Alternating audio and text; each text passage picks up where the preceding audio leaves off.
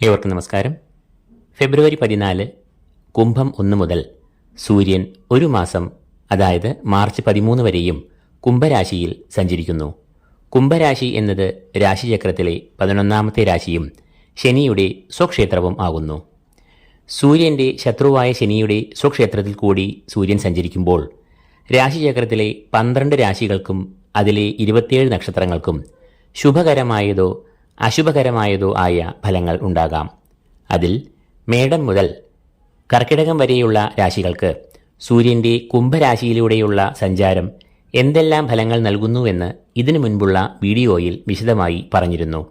അതിൻ്റെ ലിങ്ക് ഈ വീഡിയോയുടെ ഡിസ്ക്രിപ്ഷൻ ബോക്സിൽ കൊടുത്തിട്ടുണ്ട്, അത് കാണുക.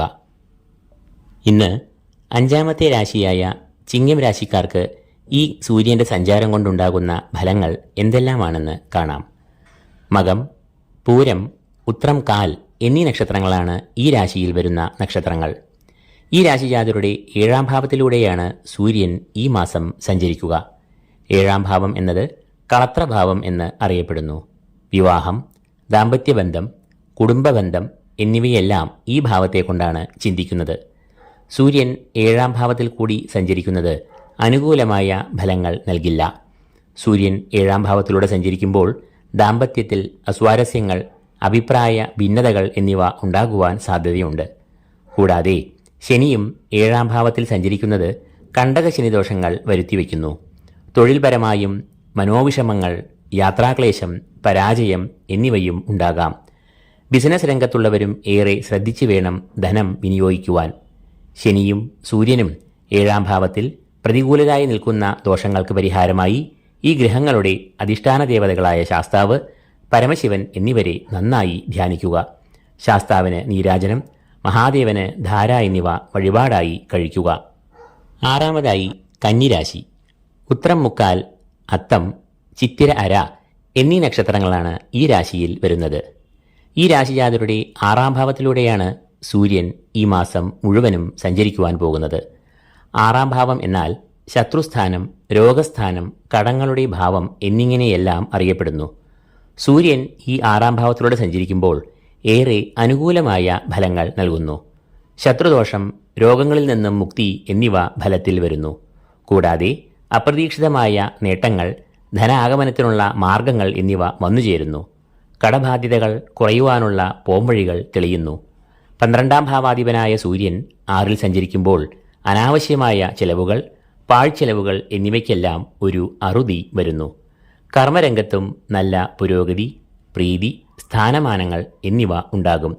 ബിസിനസ് മേഖലയിൽ ഏർപ്പെട്ടവർക്ക് ഏറ്റവും അനുകൂലമായ ഫലങ്ങൾ, ലാഭം എന്നിവ ഉണ്ടാകും. പുതിയ സംരംഭങ്ങൾ തുടങ്ങുവാനുള്ള അവസരങ്ങൾ ഉണ്ടാകും. ഭൂമി ക്രയവിക്രയങ്ങൾക്കും ഏറെ അനുകൂലമായ സമയമാണ് ഇത്. 7ാമതായി തുലാം രാശി. ചിത്തിര, ചോതി, വിശാഖം മുക്കാൽ എന്നീ നക്ഷത്രങ്ങളാണ് ഈ രാശിയിൽ വരുന്നത്. തുലാം രാശിജാതരുടെ 5ാം ഭാവത്തിലാണ് സൂര്യൻ ഈ മാസം സഞ്ചരിക്കുക. ഈ രാശിജാതരുടെ 11ാം ഭാവാധിപനായ സൂര്യനാണ് 5ാം ഭാവത്തിൽ സഞ്ചരിക്കുന്നത്. സന്താനം, ഊഹക്കച്ചവടത്തിലൂടെയുള്ള ധനം, ബുദ്ധി, വിവേകം എന്നിവയെ എല്ലാം ഈ 5ാം ഭാവം കൊണ്ട് ചിന്തിക്കുന്നു. 11ാം ഭാവാധിപനായ സൂര്യൻ 5ലൂടെ സഞ്ചരിക്കുന്നത് അനുകൂലമായതും പ്രതികൂലമായതുമായ ഫലങ്ങൾ നൽകുന്നു. സന്താനങ്ങൾക്ക് ക്ഷേമം, പുരോഗതി, ആരോഗ്യം എന്നിവയെല്ലാം ഇക്കാലയളവിൽ സൂര്യൻ നൽകുന്നു. വിദ്യാഭ്യാസം, ഉപരിപഠനം എന്നിവയ്ക്കും അനുകൂലമായ സമയമാണ് ഇത്. ഷെയർ, സ്റ്റോക്ക്, ചിട്ടി, ലോട്ടറി എന്നിവയിലൂടെയുള്ള അപ്രതീക്ഷിതമായ ധനം വന്നു ചേരുവാൻ സാധ്യത കാണുന്നു. എന്നാൽ 5ാം ഭാവത്തിലെ ശനി സൂര്യ സംയോഗം ദമ്പതിമാർ, കമിതാക്കൾ എന്നിവരുടെ ഇടയിൽ ചെറിയ അഭിപ്രായ വ്യത്യാസങ്ങൾ, അസ്വാരസ്യങ്ങൾ എന്നിവയെ ഉണ്ടാക്കാം. 8ാമതായി വൃശ്ചികം രാശി. വിശാഖം, കാൽ, അനീഴം, തൃക്കേട്ട എന്നീ നക്ഷത്രങ്ങളാണ് ഈ രാശിയിൽ വരുന്ന നക്ഷത്രങ്ങൾ.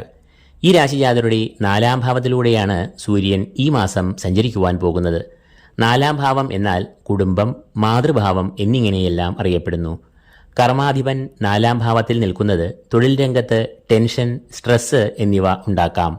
കൂടാതെ സൂര്യന്റെ ശത്രുവായ ശനിയും 4ൽ നിൽക്കുന്നതിനാൽ തൊഴിൽ രംഗത്ത് ശത്രുത, വാക്തർക്കങ്ങൾ എന്നിവ ഉണ്ടാകുവാൻ സാധ്യതയുണ്ട്. അതിനാൽ ഒരു കരുതൽ എടുക്കേണ്ടതാണ്. കൂടാതെ 4ലെ ശനി കണ്ടകശനി ദോഷം വരുത്തിവെക്കുന്ന അവസ്ഥയിൽ ആണ്. അതിനാൽ കുടുംബത്തിൽ അസ്വസ്ഥതകൾ, അസ്വാരസ്യങ്ങൾ, മാതാവിന് രോഗം, കലഹം എന്നിവ ഉണ്ടാകുവാൻ സാധ്യതയുണ്ട്. 4-ലെ ശനി ധനനഷ്ടങ്ങൾക്കും കാരണമായേക്കാം. ആരോഗ്യത്തിനും നല്ല ഒരു കരുതൽ വേണ്ട സമയമാണ് ഇത്. കണ്ടകശനി ദോഷങ്ങൾക്കായി ശനി, ശാസ്താവ് എന്നിവർക്കും സൂര്യദോഷങ്ങൾക്കായി പരമശിവനും വഴിപാടുകൾ കഴിക്കേണ്ടതാണ്. ഇതോടുകൂടി ഈ എപ്പിസോഡ് ഇവിടെ പൂർണ്ണമാകുന്നു. ഏവർക്കും ഈശ്വരകടാക്ഷങ്ങൾ നേരുന്നു. നന്ദി, നമസ്കാരം.